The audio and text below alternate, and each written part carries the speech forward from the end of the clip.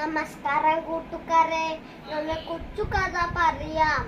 പണ്ട് ഒന്ന് കാട്ടില് കുറുക്കും സിംഹവും ഉണ്ടായിരുന്നു. ആ കുറുക്കൻ ഓടിച്ചെന്നു സിംഹന്റെ അടുത്ത് പോയിരുന്നു. സിംഹന്റെ വാൽ കടിച്ചു.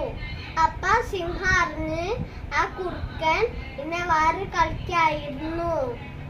അപ്പം ആ സിംഹം ഒന്നെ കടിച്ചു തിന്നു. അപ്പൊ പുലി വന്നു പറഞ്ഞു, എന്താ ആരെ തിന്നണേ? അപ്പൊ സിംഹം പറഞ്ഞു, നാ കുറുക്കനെ തിന്നണേ. അപ്പൊ പുലി പറഞ്ഞു, എന്തിനാ? അപ്പൊ സിംഹം പറഞ്ഞു, കുറുക്കൻ വാല് കടിച്ചു. അപ്പം പുലി പറഞ്ഞ്, ഓളെ തിന്നില്ലേ, ഓളുടെ ഫ്രണ്ടിന്റെ അനിയനാണ്. അപ്പം സിംഹം നിർത്തി തിന്നിട്ട്. അപ്പം പുലിന്റെ ഫ്രണ്ട് ഓടി ചെന്നു പോലീസ് സ്റ്റേഷനിലേക്ക് പോയിരുന്നു.